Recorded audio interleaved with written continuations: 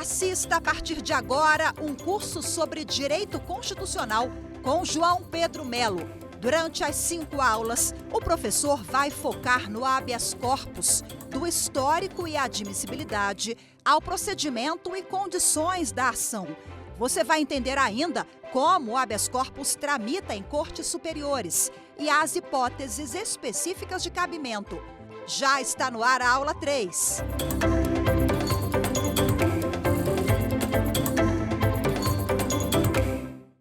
Olá, este é o programa Saber Direito. Eu sou João Pedro Melo, advogado e professor de Direito, e essa é a terceira aula do nosso curso de habeas corpus. Hoje nós vamos falar sobre alguns aspectos procedimentais do habeas corpus. O primeiro aspecto são as condições da ação ou pressupostos processuais, para aqueles processualistas que entendem que a categoria das condições da ação é ultrapassada. As condições da ação, que são as condições de qualquer ação, e não apenas da ação de habeas corpus, são a legitimidade de agir, o interesse de agir e, tradicionalmente, a possibilidade jurídica do pedido.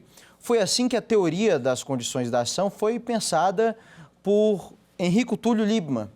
Depois, o próprio Liebmann desistiu da categoria da possibilidade jurídica do pedido, que a maior parte da doutrina começou a entender aquilo que era a possibilidade jurídica do pedido como apenas uma dimensão do interesse de agir.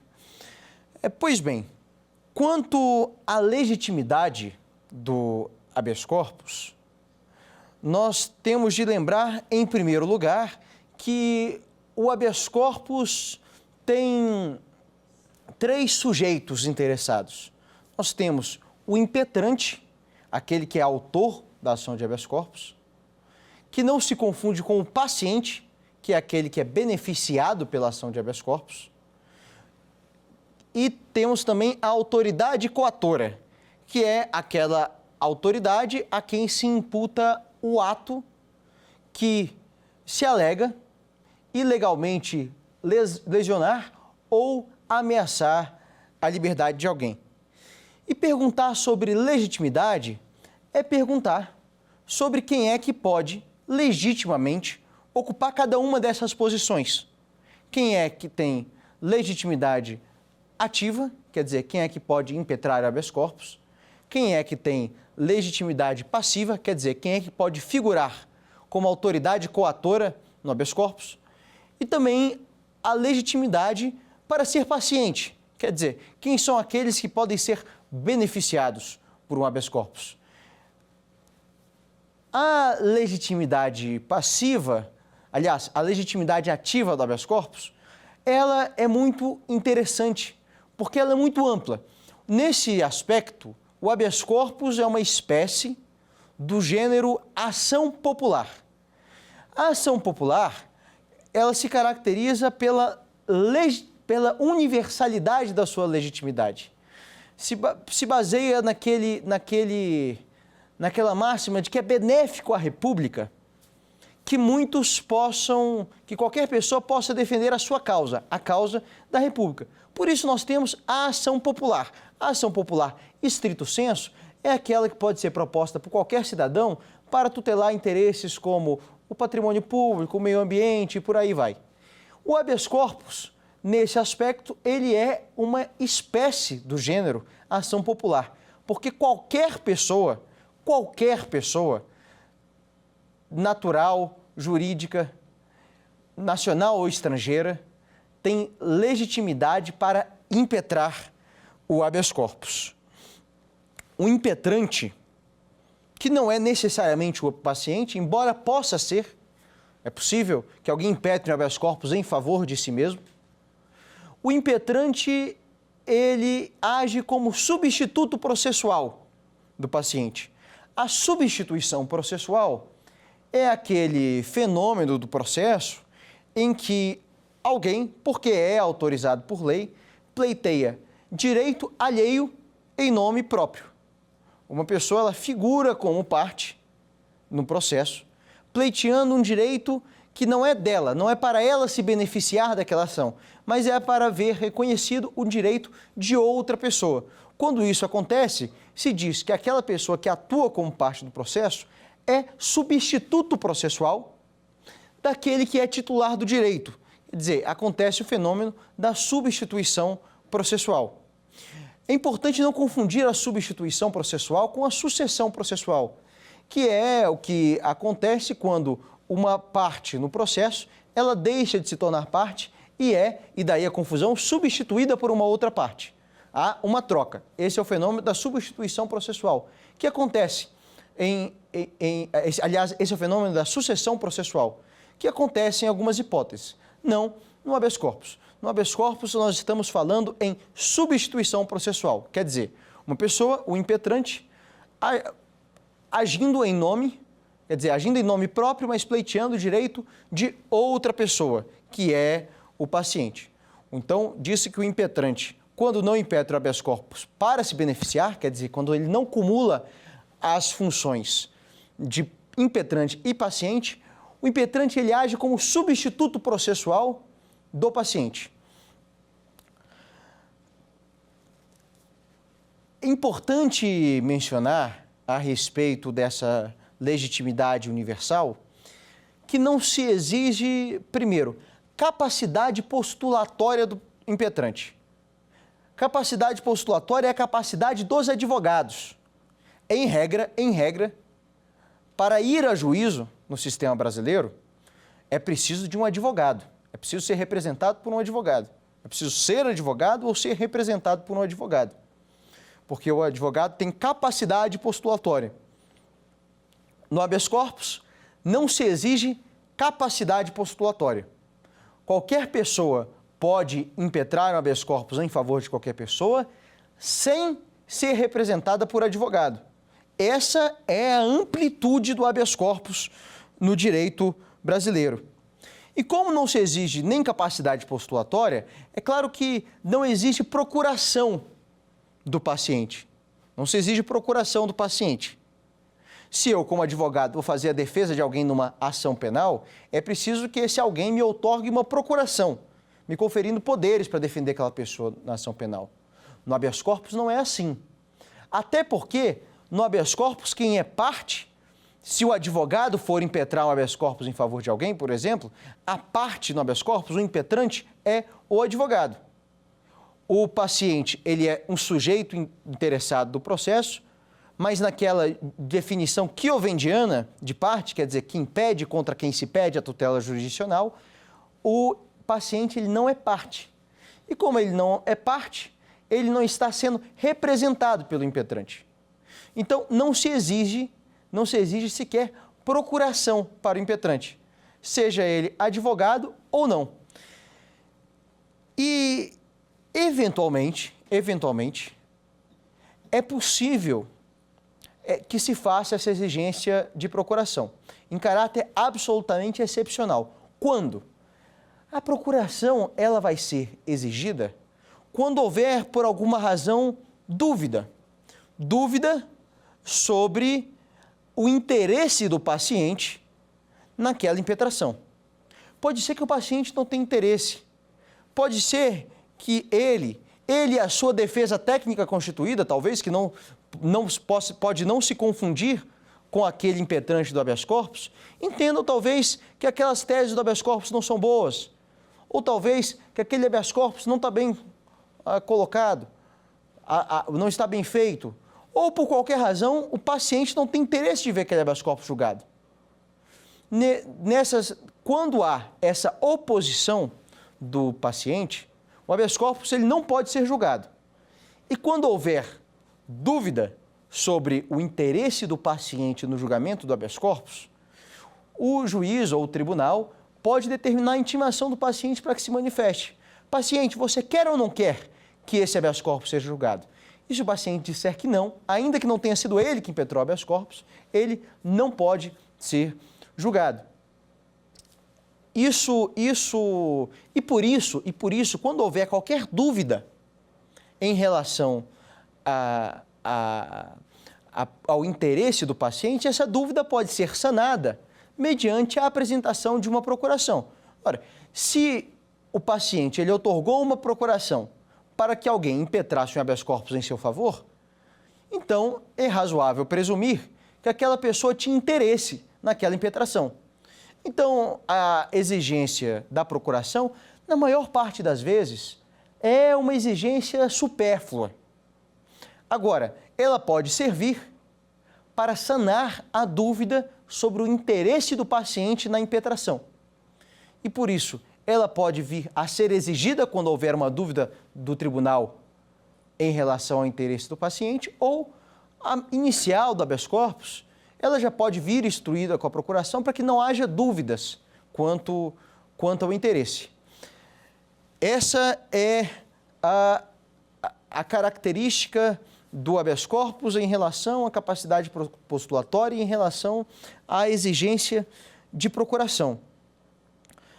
Agora, é interessante que as garantias fundamentais do artigo 5º da Constituição, entre as quais a garantia do habeas corpus, o caput do artigo 5º diz que essas garantias aproveitam ao cidadão brasileiro e ao estrangeiro residente no Brasil. Daí nós nos perguntamos se a garantia do habeas corpus ela pode aproveitar aquele estrangeiro que não reside no Brasil, já que o habeas corpus é uma garantia fundamental e o artigo 5º diz que as garantias e direitos fundamentais são do cidadão brasileiro e do estrangeiro residente no Brasil. E os tribunais têm decidido que o estrangeiro em trânsito no Brasil, por exemplo, ou então o extraditando, ou então, por exemplo, aquele estrangeiro devedor de alimentos que tem a sua prisão decretada pelo juízo de família e que nem reside no Brasil, todos eles podem se servir do habeas corpus para defender o seu direito à liberdade. Os tribunais fazem uma interpretação ampla do artigo 5º. Fazem uma interpretação ampla e interpretam que o extraditando, o estrangeiro não residente no Brasil, eles podem figurar como pacientes no habeas corpus, quer dizer, tem essa legitimidade para ser pacientes, mas eles também podem ser impetrantes do habeas corpus. Impetrantes do habeas corpus em causa própria e impetrante de habeas corpus em favor de terceiro. Uma questão interessante em relação à legitimidade ativa e à legitimidade para ser paciente diz respeito às pessoas jurídicas. Será que pessoa jurídica pode impetrar habeas corpus? Será que se pode impetrar habeas corpus em favor de uma pessoa jurídica? Bom, a resposta, naturalmente, é sim para a primeira pergunta e não para a primeira pergunta. E não para a segunda pergunta, aliás. A pessoa jurídica ela pode impetrar habeas corpus, ela pode ser impetrante. Então, imagine uma associação de defesa dos direitos civis que entenda que alguém está preso ilegalmente contra aqueles direitos que aquela associação defende, e essa associação pode perfeitamente impetrar um habeas corpus em favor dessa pessoa natural. Agora, a pessoa jurídica não pode ser paciente em habeas corpus. Por que a pessoa jurídica não pode ser paciente em habeas corpus? Ora, a pessoa jurídica ela não pode ser paciente em habeas corpus porque ela não tem liberdade de ir e vir. Pessoa jurídica não anda por aí. Você não vê uma pessoa jurídica passeando. Ela não tem o conceito de liberdade ambulatorial, de liberdade de ir e vir, não se aplica às pessoas jurídicas. Por isso, ela não pode ser paciente no habeas corpus, embora possa impetrar. Outra questão interessante em relação à legitimidade ativa para a impetração de habeas corpus. O Ministério Público pode impetrar habeas corpus em favor de um acusado de uma ação penal, inclusive. Não só, mas em favor do acusado, inclusive. Porque nós não podemos nos esquecer que no sistema brasileiro, o Ministério Público não é um advogado de acusação. O Ministério Público é fiscal da ordem jurídica e que pode, quando o membro do Ministério Público, na sua independência funcional, entender que há uma ilegalidade contra um réu, contra um acusado, contra um investigado, ele pode impetrar um habeas corpus em seu favor. Agora, cuidado, isso é muito importante, isso que eu vou dizer agora. O Supremo Tribunal Federal tem entendido que o Ministério Público não pode impetrar habeas corpus contra o interesse da defesa. Contra o interesse da defesa. Porque pode acontecer, por exemplo, de um determinado acusado ser processado em um caso em que há uma dúvida sobre se o processo é, por exemplo, da competência da Justiça Federal ou da Justiça Eleitoral. Daí o processo ele está tramitando perante a Justiça Eleitoral. E talvez o acusado prefira, por qualquer razão, que o processo tramite mesmo na Justiça Eleitoral. E o Ministério Público, também por qualquer razão, prefere que o processo tramite na Justiça Federal. Daí o Ministério Público pode, em tese, impetrar um habeas corpus em favor daquele paciente, dizendo, olha, ele está sendo processado pela Justiça Eleitoral, a Justiça competente, segundo a minha tese, é a Justiça Federal, e, portanto, existe uma ameaça imediata à liberdade, porque existe um risco de que venha a ser proferida uma sentença ilegal contra esse acusado, porque uma sentença proferida por um juiz que, segundo a minha tese, é incompetente. O Ministério Público pode fazer isso? Não. O Ministério Público não pode fazer isso. Primeiro, pela razão que nós acabamos de discutir, porque o paciente ele pode se opor ao julgamento do habeas corpus. Então, um habeas corpus impetrado pelo Ministério Público, no qual o paciente, aliás, não tem interesse, o paciente pode se opor ao julgamento desse habeas corpus. Então, ele poderia se opor, nesse caso da incompetência que não é do seu interesse. Mas uma segunda razão importante é que o Supremo Tribunal Federal construiu uma jurisprudência segundo a qual o habeas corpus, que é uma garantia da liberdade do cidadão contra o arbítrio do poder, ela não pode ser instrumentalizada para fins acusatórios, para fazer valer teses acusatórias. Esse é o entendimento do Supremo Tribunal Federal hoje.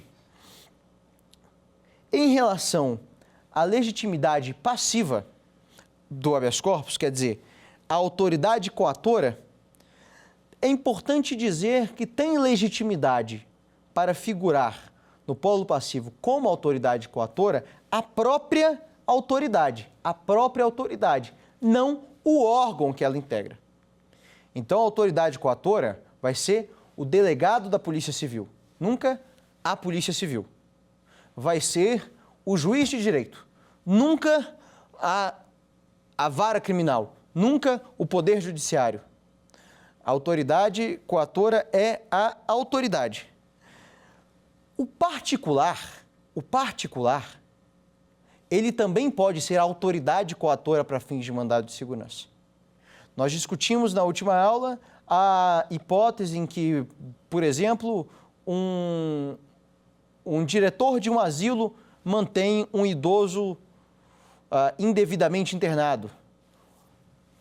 Ou então que o diretor de uma clínica para dependentes químicos mantém um dependente químico internado contra a sua vontade. Ou então o diretor de um hospital que mantém um paciente sem poder deixar as dependências do hospital, talvez sob a alegação de que ele não arcou com certas despesas médicas. Todas essas autoridades privadas, esses particulares, eles podem sim figurar como autoridade coatora em habeas corpus. Essa é, inclusive, uma importante distinção entre o habeas corpus e o mandado de segurança, porque no mandado de segurança apenas a autoridade pública pode ser autoridade coatora. No habeas corpus, não. No habeas corpus, tanto a autoridade pública quanto o particular podem figurar como autoridade coatora em habeas corpus. Em relação à legitimidade passiva, é importante fazer uma distinção entre o detentor do paciente e a autoridade coatora. Porque a autoridade coatora é de quem emana a ordem que ameaça ou lesiona a liberdade. É de quem emana a ordem. não a pessoa que executa a ordem e detém a pessoa. Por exemplo, se um juiz de direito decreta uma prisão preventiva, ele é quem determinou, quem emitiu a ordem. Se essa ordem, porventura, for ilegal, se a sua legalidade for contestada, a autoridade coatora será o juiz de direito. Não será o policial que cumpre a ordem, não será o diretor da unidade penitenciária, que esses são os detentores do paciente. Mas, para fins de habeas corpus, é aquele de quem emana a ordem, que é a autoridade coatora.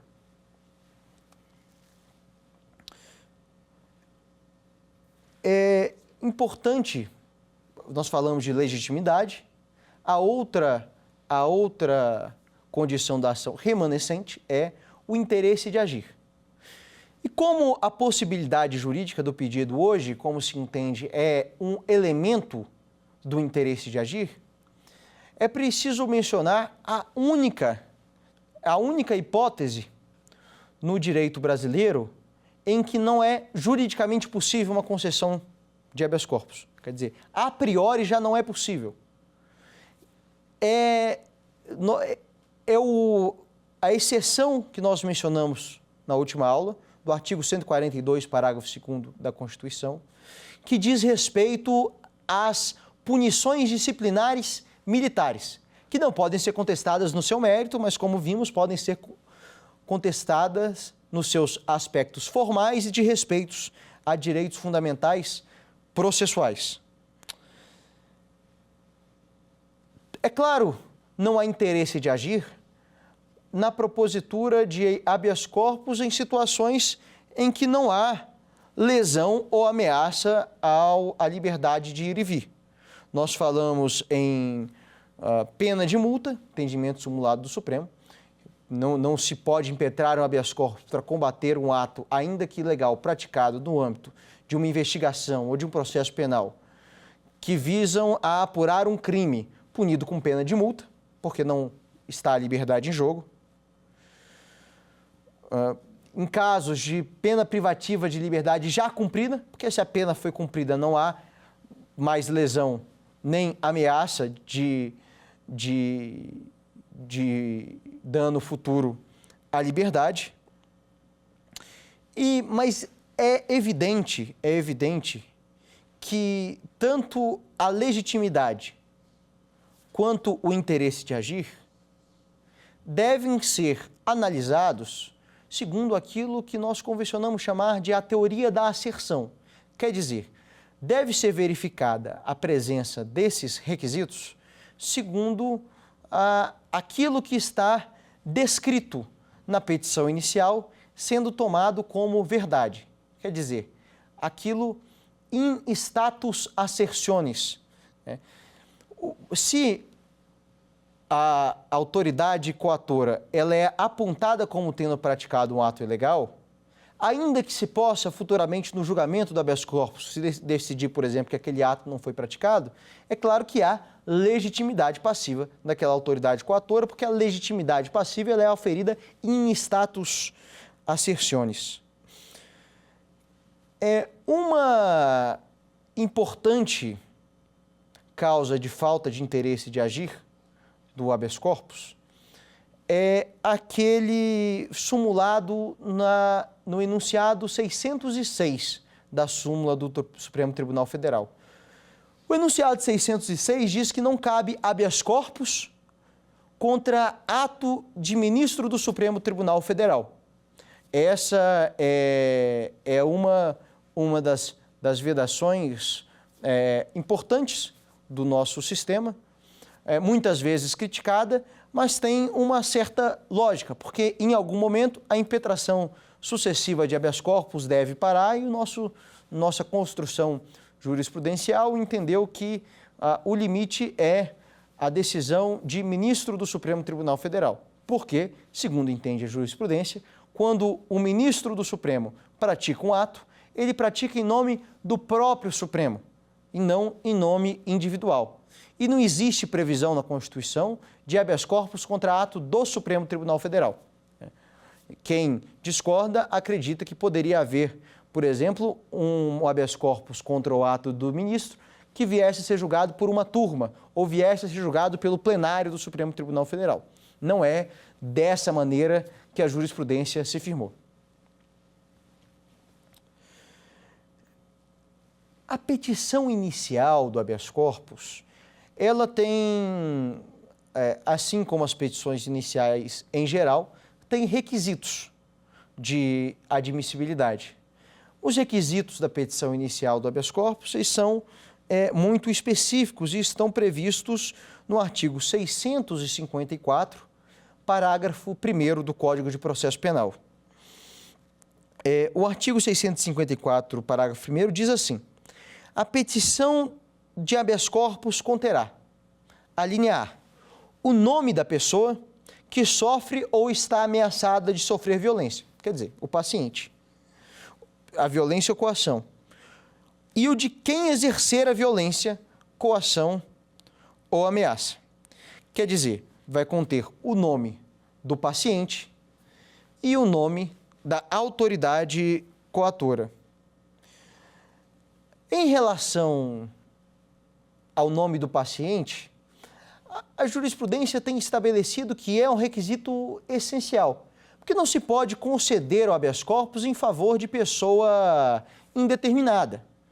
Então, para que haja uma ordem concreta que confere um alvará de soltura ou um salvo-conduto a uma pessoa concreta, é preciso que essa pessoa esteja qualificada na petição de habeas corpus, esteja individualizada. Por isso, o nome, ao menos o nome, e de preferência a qualificação completa do paciente, o nome é um requisito indispensável da petição inicial de habeas corpus, mas não em relação à autoridade coatora. Em relação à autoridade coatora, a jurisprudência tem admitido que a menção ao cargo já basta. Não é preciso dizer contra ato coator do juiz de direito fulano de tal. Basta dizer o juiz de direito titular da primeira vara criminal de tal lugar. A menção ao cargo basta para que a petição inicial do habeas corpus esteja apta. A linha B.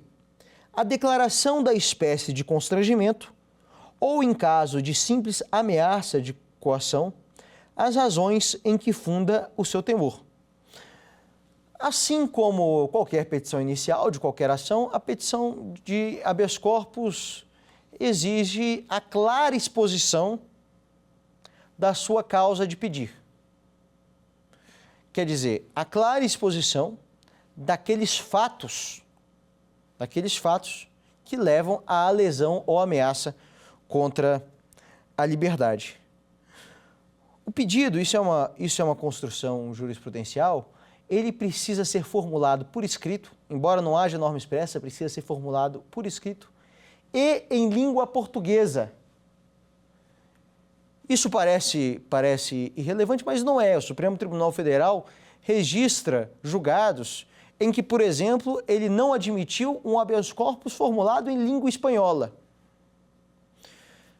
A exigência da língua portuguesa, ela decorre, em primeiro lugar, da soberania nacional e, em segundo lugar, da norma constitucional que diz que a língua oficial do Brasil é o português.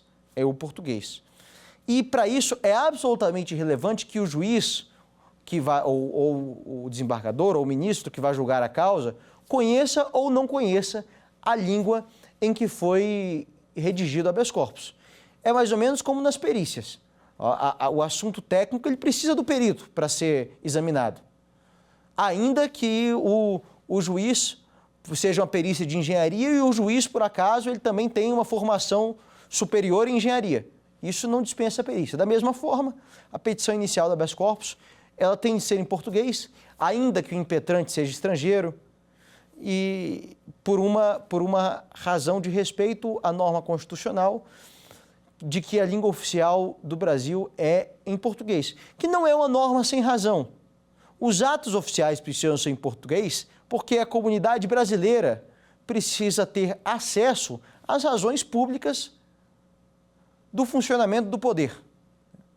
O habeas corpus, como todo e qualquer processo judicial, interessa não só aquelas partes que estão ali diretamente interessadas, mas diz respeito ao exercício do poder na República e, por isso, é de interesse potencial de absolutamente qualquer pessoa.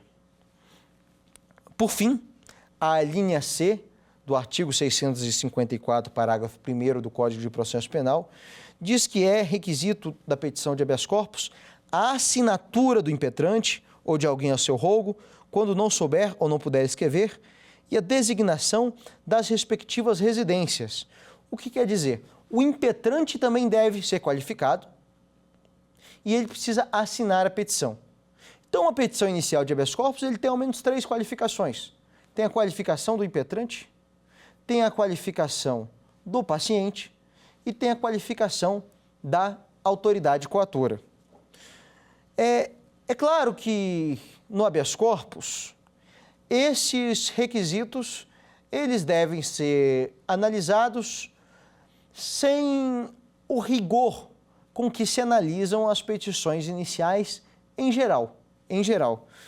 O Supremo Tribunal Federal, em voto condutor do ministro habeas corpus, já disse, inclusive, que no exame da petição inicial de habeas corpus, há de proceder-se sem a visão ortodoxa, estritamente técnica, imposta pela legislação instrumental no tocante à peça primeira de outras ações. A premissa mais se robustece quando a inicial é de autoria do próprio paciente, mostrando-se este leigo relativamente à ciência do direito. É claro, porque como qualquer pessoa pode impetrar habeas corpus em favor de si mesmo, é relativamente comum, por exemplo, que um preso impetre um habeas corpus por escrito de próprio punho, a caneta, às vezes em papel de pão, às vezes no verso de algum folheto, e encaminhe ao Poder Judiciário o seu pedido.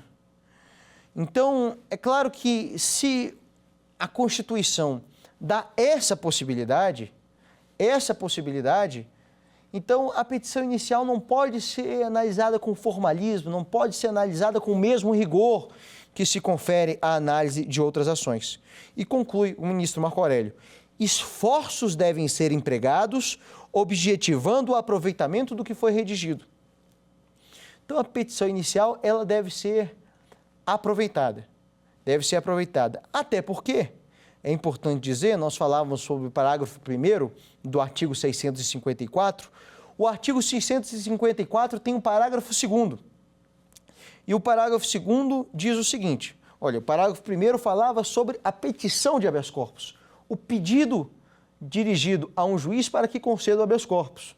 O parágrafo 2º diz de outra situação, que é a seguinte: os juízes e os tribunais têm competência para expedir de ofício,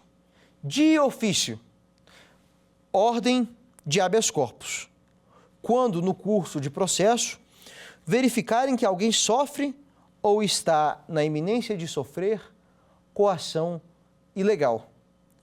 Quer dizer, existe aquela possibilidade em que o habeas corpus é requerido por meio de uma petição, por um impetrante. Mas, em rigor, o parágrafo 2º do artigo 654 dispensa a petição. O juiz ou o tribunal, ele pode expedir a ordem de habeas corpus de ofício. Não precisa que ninguém lhe peça.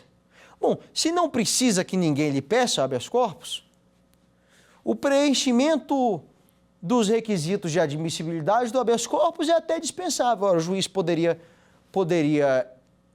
conceder a ordem sem petição nenhuma, quanto mais com uma petição defeituosa, uma petição que não preenche os requisitos de admissibilidade. Por isso, todas as restrições que muitas vezes a jurisprudência constrói em relação ao pedido de habeas corpus são absolutamente superáveis. Aliás, é muito comum na jurisprudência dos tribunais que o tribunal não conheça do habeas corpus, mas conceda a ordem de ofício naqueles exatos termos requeridos pelo impetrante. Então, nós terminamos condições da ação, requisitos da petição inicial, passamos a falar da competência para o julgamento do habeas corpus. O habeas corpus, ele tem regras de competência estabelecidas basicamente por dois critérios. O primeiro critério é o critério territorial e o segundo critério é o critério funcional e hierárquico. Não existe outro critério que informe as regras de competência em habeas corpus. Bom, quando o ato é praticado por particular ou por delegado de polícia, se aplica um critério territorial. Por analogia, o mesmo critério fixado para o processamento de ação penal. Quer dizer, aplica-se o artigo 70 do Código de Processo Penal por analogia, para se concluir que é competente para julgar o habeas corpus, impetrado contra ato de particular ou ato de delegado de polícia, o juiz do local onde ocorreu o fato. O fato ocorreu em Brasília, juiz de Brasília. O fato ocorreu de São Paulo, competência do juiz de São Paulo. Se houver mais de um juiz na localidade, aí aplica-se a regra do artigo 75 do Código de Processo Penal, também por analogia, e há a distribuição, quer dizer, sorteio. Se a autoridade coatora for juiz, o que é muito comum, inclusive o juiz ele pode praticar um ato coator denegando habeas corpus que a ele foi requerido, isso também pode ser uma ilegalidade. Se o ato coator for juiz, a competência para julgar o habeas corpus vai ser daquele tribunal a que o juiz estiver vinculado. Um juiz de direito, se quando foi impetrado um habeas corpus contra ato dele, o habeas corpus vai ser julgado pelo Tribunal de Justiça a que aquele juiz estiver vinculado. Um juiz federal, o habeas corpus impetrado contra ato dele, vai ser julgado por aquele Tribunal Regional Federal a que aquele juiz federal estiver vinculado. Quando o ato for praticado por um tribunal de justiça, por uma turma de tribunal de justiça, quer dizer, pelos desembargadores de um tribunal de justiça, ou pelos desembargadores de um tribunal regional federal, podendo praticar esse ato, inclusive, mas não exclusivamente, mas inclusive, denegando ordem de habeas corpus, anteriormente requerida perante esses tribunais, a competência para julgar o habeas corpus contra eles será do Superior Tribunal de Justiça. Então, o TJ julga habeas corpus contra juiz de direito. TRF julga habeas corpus contra ato de juiz federal. O STJ julga habeas corpus contra ato do TJ e do TRF. E contra ato do STJ. Contra ato do STJ, o competente para julgar o habeas corpus é o Supremo Tribunal Federal. O Supremo Tribunal Federal também é competente para julgar habeas corpus contra ato de qualquer tribunal superior. E é competente para julgar habeas corpus em que é paciente uma das pessoas que tem foro de prerrogativa de função perante o Supremo Tribunal Federal. E da mesma forma, o STJ tem competência para julgar o habeas corpus em que é paciente uma daquelas autoridades que tem foro por prerrogativa de função perante o STJ. Nesses dois tribunais, nós temos hipóteses de competência fixada segundo a pessoa do paciente. Então, se o paciente do habeas corpus é o presidente da República, ou é ministro do Supremo Tribunal Federal, ou é deputado federal, senador, ministro de Tribunal Superior, ministro do Tribunal de Contas da União, a competência para julgar habeas corpus será sempre do Supremo Tribunal Federal. Se o paciente for governador de Estado, for desembargador de Tribunal de Justiça, for conselheiro de Tribunal de Contas do Estado, a competência para julgar o habeas corpus será do Superior Tribunal de Justiça.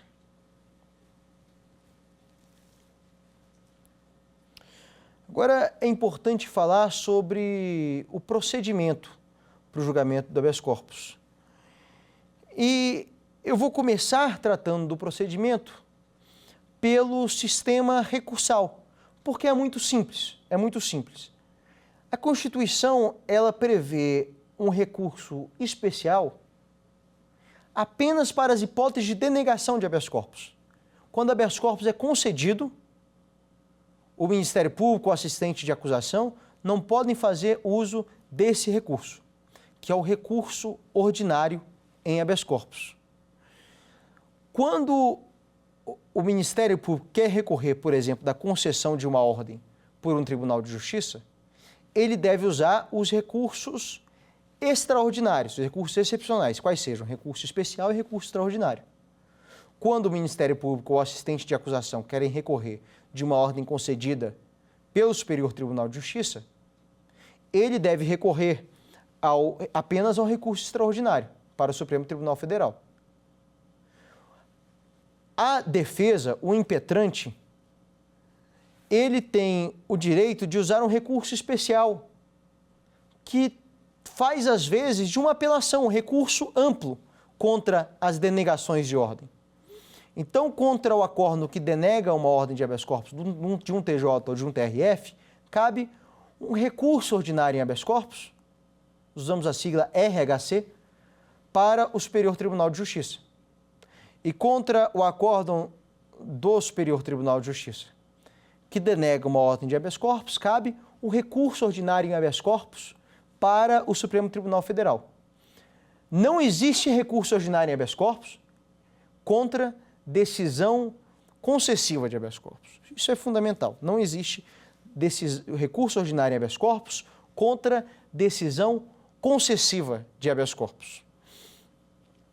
Agora, o recurso ordinário em habeas corpus, ele existe apenas nas hipóteses de concessão por tribunais. Quando o habeas corpus ele é julgado pelo juiz de primeiro grau, seja pelo juiz de direito, seja pelo juiz federal, tanto no caso de denegação quanto no caso de concessão da ordem, é cabível o recurso chamado recurso em sentido estrito. Então, recapitulando, contra a decisão do juiz de primeiro grau, federal ou de direito, que concede ou denega o habeas corpus, cabe para a defesa e para a acusação, quer dizer, para o impetrante e para o Ministério Público ou assistente de acusação, o recurso em sentido estrito. Quando o acórdão do TJ ou do TRF denega um habeas corpus, é cabível o recurso ordinário em habeas corpus para o STJ. Quando o acórdão concede o habeas corpus, a acusação, quer dizer, o Ministério Público ou assistente de acusação, podem recorrer para o STJ apenas mediante o recurso especial ou para o Supremo Tribunal Federal mediante o recurso extraordinário, que, aliás, também está disponível para a defesa. Quer dizer, ela pode recorrer para o STJ mediante o recurso ordinário ou para o Supremo Tribunal Federal mediante o recurso extraordinário. Quando o STJ denega uma ordem de habeas corpus, nessa hipótese, o recurso cabível para a defesa é o recurso ordinário em habeas corpus. Quando o STJ concede uma ordem de habeas corpus, o recurso cabível para a acusação é apenas o recurso extraordinário. É assim que se estrutura o sistema recursal do habeas corpus. É preciso fazer mais um apontamento sobre o sistema recursal, porque existe uma tendência no STJ e no STF de monocratização das decisões em habeas corpus. A maior parte dos habeas corpus não é julgado em um primeiro momento por uma turma. Os habeas corpus, eles são, em geral, julgados em um primeiro momento por um ministro, monocraticamente.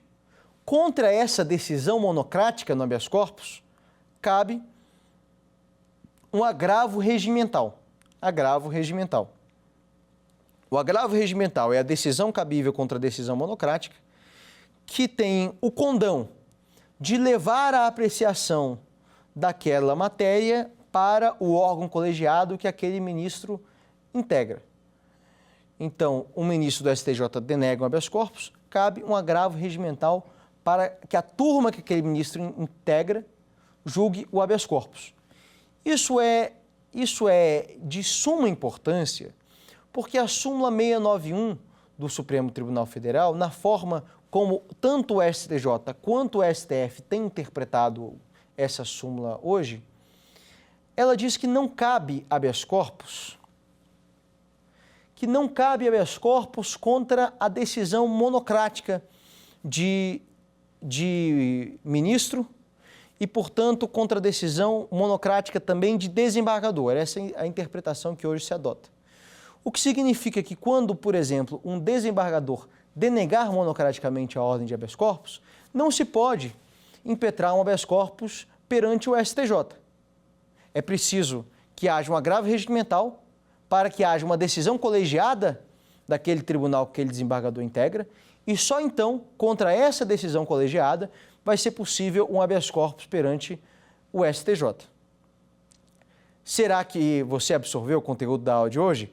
Vamos testar os seus conhecimentos com algumas perguntas.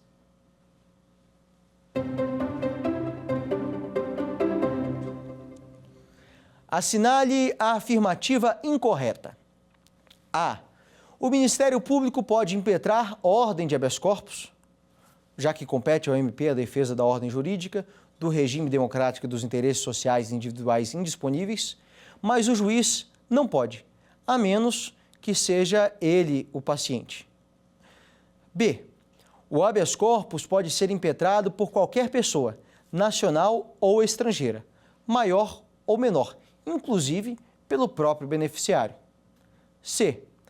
A pessoa jurídica pode impetrar ordem de habeas corpus, mas não pode ser paciente, pois ela não tem liberdade ambulatória, que é o que o writ tutela. Letra D. O analfabeto não pode impetrar ordem de habeas corpus, ainda que alguém assine a seu rogo. Como nós temos a assinalar a alternativa incorreta claramente é a letra D, porque a letra D diz que o analfabeto não pode impetrar a ordem de habeas corpus, e nós vimos na aula de hoje que qualquer pessoa natural pode impetrar ordem de habeas corpus, não excluindo, por nenhuma razão, o analfabeto. Próxima questão. Relativamente ao habeas corpus, analise as afirmativas a seguir. Letra A. Conceder-se-á habeas corpus sempre que alguém sofrer ou se achar ameaçado de sofrer violência ou coação em sua liberdade de locomoção por ilegalidade ou abuso de poder, exceto nos crimes de ação de grupos armados, civis ou militares, contra a ordem constitucional e o Estado democrático. A alternativa incorreta, porque a Constituição de 88 não restringe o cabimento de habeas corpus por tipo de crime. A ditadura fazia isso, a Constituição democrática não faz. Alternativa B. Compete ao Supremo Tribunal Federal processar e julgar em recurso ordinário o habeas corpus decidido em única instância pelos tribunais superiores, se concessiva a decisão. Alternativa incorreta, porque, como nós vimos, não existe recurso ordinário contra a decisão concessiva de habeas corpus, apenas contra a decisão denegatória. Letra C. Compete ao Supremo Tribunal Federal processar e julgar originariamente o habeas corpus quando o ato coator for tribunal superior ou quando o ato coator ou o paciente for autoridade ou funcionário cujos atos estejam sujeitos diretamente à jurisdição do Supremo Tribunal Federal, ou se trate de crime sujeito à mesma jurisdição em uma única instância. Correta a alternativa, resposta C. Próxima questão. Tício é objeto de investigação no bojo de um inquérito policial pela suposta prática de crime de homicídio qualificado. A defesa técnica, então, impetra junto ao juízo criminal habeas corpus, visando ao trancamento das investigações. A ordem requerida é denegada. Nesse cenário, considerando as disposições do Código de Processo Penal em face da decisão que nega a ordem de habeas corpus, alternativa A. É cabível a interposição de recurso de apelação. Alternativa B, é cabível a interposição de embargos infringentes. Alternativa C, é cabível a interposição de recurso em sentido estrito. Alternativa D, não é cabível a interposição de recurso, mas sim de pedido de reconsideração da decisão. A alternativa correta é a letra C, que, como nós vimos, o recurso contra a decisão do juiz de primeiro grau, que concede ou que nega o habeas corpus, é o recurso em sentido estrito. Então, essa foi a terceira aula do nosso curso de habeas corpus. Nós vimos aspectos da admissibilidade do habeas corpus, nós vimos os requisitos da petição inicial de habeas corpus, vimos a possibilidade da concessão da ordem de habeas corpus de ofício, vimos as regras de competência para julgamento do habeas corpus, vimos como funciona o sistema recursal do habeas corpus, e isso se soma ao que nós estudamos nas aulas anteriores sobre o alcance e o sentido do dispositivo constitucional sobre a garantia do habeas corpus e aquela construção histórica que nós vimos na primeira aula. E é importante notar que várias daquelas discussões que se deram ao longo da história estão presentes nesses aspectos práticos do habeas corpus que nós vimos hoje. Espero que você continue aqui conosco nas próximas aulas. Este é o programa Saber Direito. Quer dar alguma sugestão de tema para os cursos do Saber Direito? Então mande um e-mail para a gente, saberdireito@stf.jus.br. Você também pode estudar pela internet. Acesse o nosso site radioetvjustiça.jus.br ou pode rever as aulas no canal do YouTube, @Rádio e TV Justiça.